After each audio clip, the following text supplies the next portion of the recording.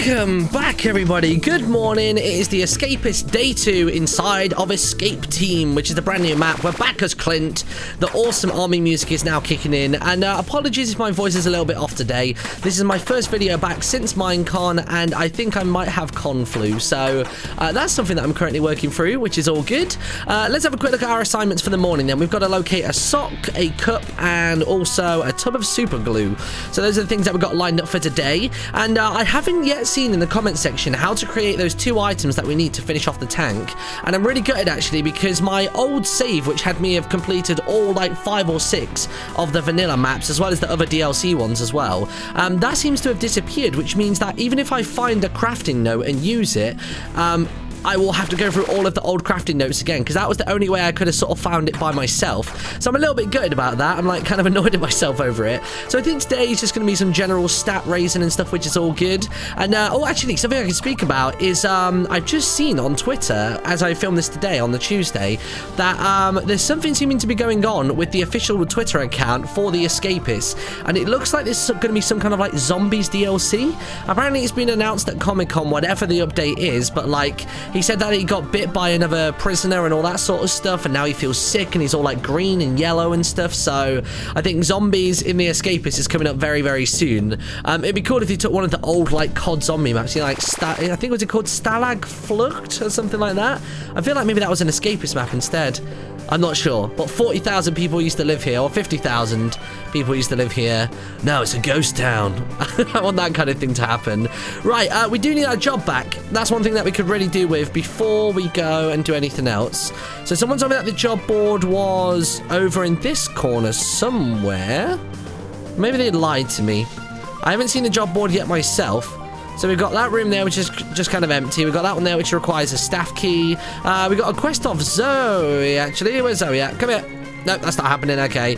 Stripping's in there doing his thing. His reputation is real bad for me. His reputation is yellow. That is awful. Where the hell is the job board?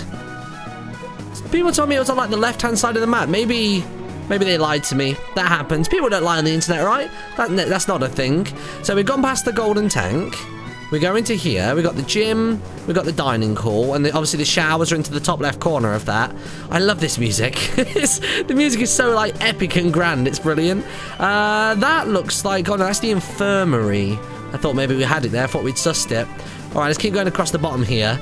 This little build-up in the music makes it sound like some kind of like lottery draw. Let's see those big money balls. No, nothing inside of there. I don't know what that is.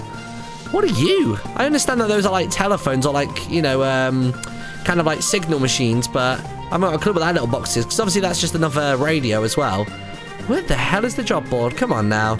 Oh my god, this building's massive. I'm just like walking around the outskirts of it, hoping to find some kind of entrance, and just miserably failing. So all of this is closed off by doors. This is the library that we've seen before. Where the job period's going to be over by the time I actually find the bloody job place. So this is obviously where the tracks are for this thing. Ah, there it is. There's the job board. So I've got to go... Oh my god, how do I even get in there?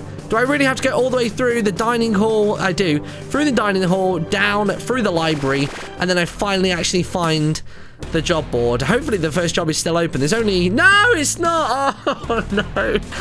There's 4 of us and there are only 3 jobs. Of course, that's a thing. Anyway, let's go raise some stats. I'm wondering what we should raise first. We've got afternoon roll call, but I think we should be fine. I think all of our naughty items are in our hotbar, and of course, we've got the glass shank there as well. But we'll see if we're getting checked. Obviously, we're Clint. That's one thing that's going to catch me out, I think, is it will say Clint, and I'll be like, oh, that's okay, that's not me. My name's Martin. And then I just end up getting wrecked because of it. Stripping and Zoe, all right, cool. You're on the lookout for a trowel. Sure, I guess. This prison definitely gives me a vibe that I'm not going to need a trowel to get out of here. So, let's get to some stat raising. I think I'm going to start with... What stat should we start with? I reckon maybe strength. I'd like to have a big HP counter. So in case I ever annoy any of the guards, if I don't turn up to a particular call, and I suddenly get 99%, I'm going to be able to survive a couple of sniper shots, which will be all good. I've had a few people suggest, by the way, different maps that I should play. The one that came up most frequently on Twitter was a map called Camp Green Lake, which is apparently based on the book and the movie Holes, which is, remember that guy, you know, just do it! Apparently that, well, actually I say apparently, I definitely know, that movie stars a young Shia LaBeouf back in the days when he used to do Even Stevens and didn't have that really weird ratty ponytail that he has. Have you seen it? It's literally disgusting. It's like, it's so horrible. I saw a video of that guy the other day as well doing like some freestyle rapping. He looked like he was at some kind of like music festival and he just like decided to like drop some bars. It was very strange. But for all of you at the weekend, by the way, that were at Minecon, thank you so much for coming over. Thank you for saying that you enjoyed the Escapist series. I had an amazing time at Minecon, by the way. It was so cool. I went from within 5 minutes being a backup guest, like a backup judge on the costume contest, all the way through to being the actual host, like the main host on the stage. So I thought I might as well tell this story because this is going to be a boring episode gameplay wise. But literally, so like I'm there at the event, I'm coming over from the hall because I've just been to see the Nox crew over at that kind of the game stations and the Hypixel as well. And as I'm walking over, I get into the main hall and I get a text message from an American number, or at least I assume it was American. It started with like +1 or +0 or something. So it basically said, do you want to be a judge on the panel for the costume contest? And I was like, sure, I'm literally like 30 foot away from the stage right now. I could totally do it. And before I even get to reply to say yes, I get a text saying, don't worry, we got it, it's fine, but we'll keep you in mind for a backup. Just go and chill in the green room. So I was like, okay, cool, I'll go upstairs to the green room. And as I break through the curtain, I actually bump into Lydia Winters from Mojang, obviously Minecraft chick. She's kind of the director of fun at Mojang. And I bump into her and I was like, oh, is this your number? Like, I don't know who to actually text me. And she's like, oh no, what was it about? So I mentioned it was about the cosplay contest. And she went, oh no, yeah, you can still be a part of that. Like, come with me. So we walk over to like the microphone area. And basically, in the space of that time, Lydia decides that she doesn't want to kind of be a judge. She decided she didn't want to be a host alongside Vu. She just wanted to be a judge instead, to just kind of like have an easier afternoon, because you got to remember, like, she organizes this like whole thing and has to be like a main host most of the time. So I was like, okay, cool, that sounds good. I'll like, you know, I'll stand with Vu, he'll kind of do most of it, and I'll probably just chip in with some jokes. So at this point, I've already gone from backup judge to a host. And then when we actually get over to Vu, they put a microphone in my hand, and then Vu goes, you know what, you're a more recognizable face than I am, and you're probably a bit funnier, so I'm going to let you take the lead. And I was like, wait, what? I've never done anything on stage before. And literally like 2 minutes later, we're then pushed up on stage, and there you go. I kind of just had to wing it. Luckily, it went okay. Like, Vu kind of did the introduction for the whole thing, and then I was the one that had to like interview everybody that was in their costumes. And luckily, there weren't really any like sort of like embarrassing, cringy, or awkward moments. I think the only awkward moments that we tend to have on stage were when we couldn't hear each other, because the problem was there was speakers going out to the crowd, and the crowd, by the way, was like 5,000 strong at least, because like the room was at like half capacity. It was crazy. So that was kind of scary and kind of cool, but getting thrown in at the deep end was nuts. But the judges couldn't hear us, and we couldn't hear them, and I could barely hear Vu, and he stood like a few feet away from me.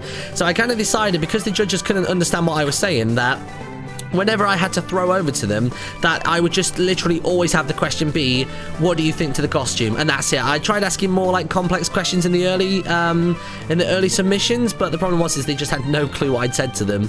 All we needed was just like a monitor speaker, like a speaker to come back at us, so we could actually hear ourselves like properly on stage. But it's lessons for next time. But there you go. That was the that's the story of how I kind of went from that to that in the space of literally like 5 minutes. It was ridiculous. But then the rest of the time was really freaking cool. Actually, like, we met a load of people. The Sunday morning was really special. So there were a load of kids there. I think they said there was 12 there this year from the Make-A-Wish Foundation, and another 6 or 7 from various other organisations around the UK when it comes to disabilities or other kinds of things like that. And all these kids' wish was to go to Minecon and meet their favourite YouTubers and like just enjoy the weekend. And it was really special. On Sunday morning, they said, right, as many YouTubers as possible, please try and get to the convention centre for 8 AM, which is super early considering the hall doesn't open until like 10. And it's because at 9 AM they basically open the exhibit only to the Make-A-Wish kids and YouTubers. So like, you know, they were all, like, all the kids kind of came in. We were obviously there ready to welcome them, and we're doing like pictures and signatures. And then like some of the kids were like, hey Stampy, let's go do this over here. And like some of the kids were to like me and Squid and Tomahawk and stuff, to like, let's go do some archery. So we went and did some archery, which, by the way, like, my tailor made this really cool Minecraft bow, which actually still looks like pixels. pixels on the string of it, and you can basically like slot the arrow into the middle of it. It's very impressive. So if you ever see that, like, make sure you get one, because they actually shoot quite far as well. Like, I would say a good 15 feet you can launch an arrow from that bad boy. So that was a thing, and that was quite touching, just seeing all these kids that, you know, have been dealt a pretty rubbish hand, but just seeing how into it they were that weekend and how much of a great time they were having. Like, I felt the sting in my eyes. I didn't want to cry in front of them because obviously that was just stupid, and wouldn't have made anybody feel good, but it was quite an overwhelming experience when you kind of think about it in the context of what it actually was. So yeah, so there you go. I thought I would just fill this episode up today whilst we're doing boring weightlifting,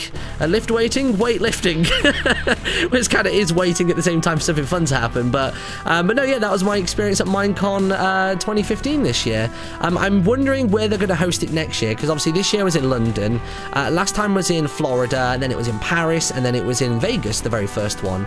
So I'm assuming it's more of like an America-Europe sort of thing. So I'm going to assume that next year it will go back to America, and I would hazard a guess, personally, I think they'll take it back to America, to go to LA, to go to Disneyland, because that to me makes sense. Like, Disneyland, California, I think would be a perfect place for it. So that's kind of my little prediction of sorts. I realise I've done absolutely no missions today, but I am up to like 75 strength now, which is brilliant. So I think in tomorrow's episode, we will probably maybe do intellect, I think. Speed isn't massively important to me right now. I think intellect is going to be pretty crucial when it comes to actually crafting some items. By the way, whilst I'm doing these like stat raising episodes, I'm going to kind of use them as little mini podcasty bits. So if you do have any questions about Minecon or about anything else coming up, I can sort of use these as like mini rambles of sorts, because then after these 3 stat raise episodes, things are going to get serious. We're going to be doing some really, really cool stuff. So thank you very much for watching. I feel like this episode was super short, but I think that'll be fine. I'll thank you for watching. I will see you tomorrow for day 3 of Escape Team. Bye-bye.